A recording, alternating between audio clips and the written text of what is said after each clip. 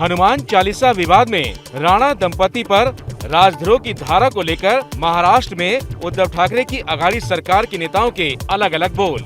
दो धर्मों में, जातियों में झगड़े लगाना, दंगल के लिए लोगों को उकसाना, ये राजद्रोह है।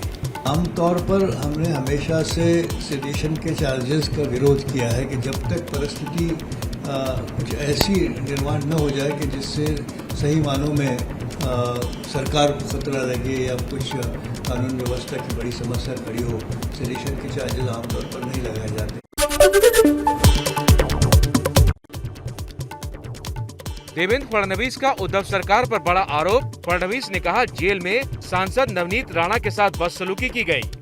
कस्टडी में मिसट्रीट किया गया, उनको नीची जात का बच्चा बताकर उनके साथ दुर्व्यवहार किया।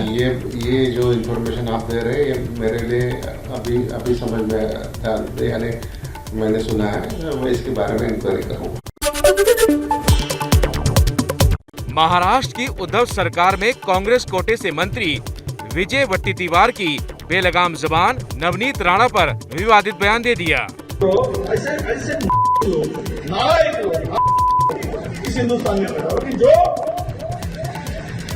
आपस में झगड़ा करने के लिए हनुमान चालीसा पढ़ाएंगे। हर घर में हनुमान चालीसा। महाराष्ट्र में सियासत की महाभारत जारी। दिल्ली में केंद्रीय गृह सचिव से मिले बीजेपी नेता किरीट सोमैया, अपने पर हुए हमले और मुंबई पुलिस के खिलाफ शिकायत की। विधायक है, सांसद है विपक्ष के, उनको कहते हैं हम तुम्हें जिंदा दफना देंगे।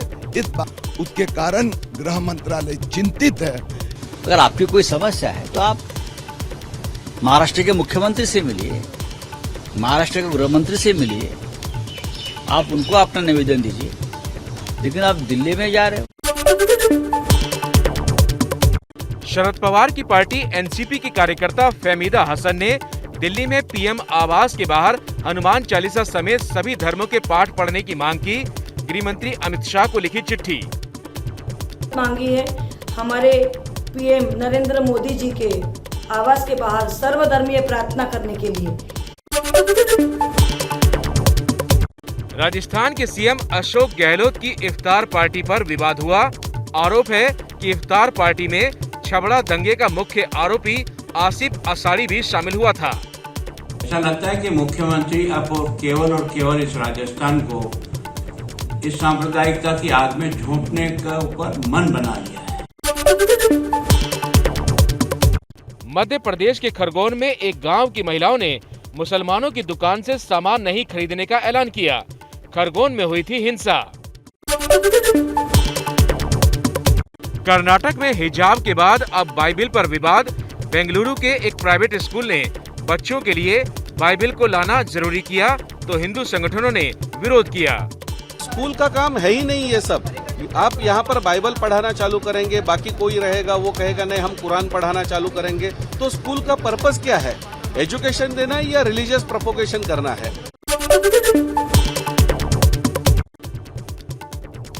कॉमन सिविल कोड के मुद्दे पर बिहार में जेडीयू और बीजेपी के सुर अलग अलग। जेडीयू बोली क्यों लागू हो कॉमन सिविल कोड, बीजेपी ने पूछा एक जैसे कानून से दिक्कत है क्या।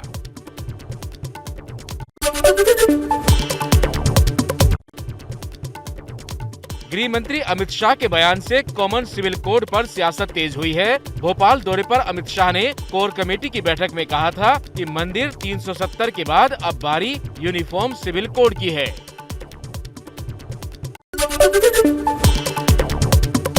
गुजरात चुनाव से पहले कांग्रेस को फिर लग सकता है बड़ा झटका। पाटीदार नेता हार्दिक पटेल के बीजेपी में जाने की अटकलें फिर तेज हुई। दिल्ली में बीजेपी के बड़े नेताओं से हुई हार्दिक पटेल की मुलाकात। बिहार एनडीए में बेखराब की अटकलों के बीच सीएम नीतीश कुमार के करीबी नेता वशिष्ठ नारायण का बड़ा बयान। कहा 17 सालों का रिश्ता आसानी से नहीं टूटेगा। 15 वर्षों का एक रिकॉर्ड सरकार ने और इसमें खलल आसानी से नहीं पड़ सकता। योगी सरकार 2 का पूरा हुआ 1 महीना। 30 दिन में योगी सरकार ने 30 फैसले किए। मुफ्त राशन योजना, भू माफियाओं पर बुलडोजर कार्रवाई और महिला सुरक्षा समेत कई बड़े फैसले हुए।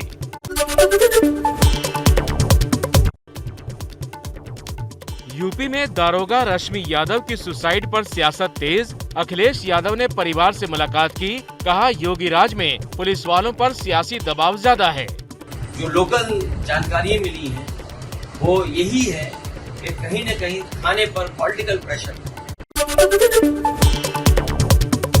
मुख्यमंत्री केसी राव की पार्टी तेलंगाना राष्ट्र समिति ने कहा प्रशांत किशोर उनके लिए काम नहीं करेंगे। चुनावी रणनीतिकार प्रशांत किशोर ने हाल ही में की थी मुलाकात।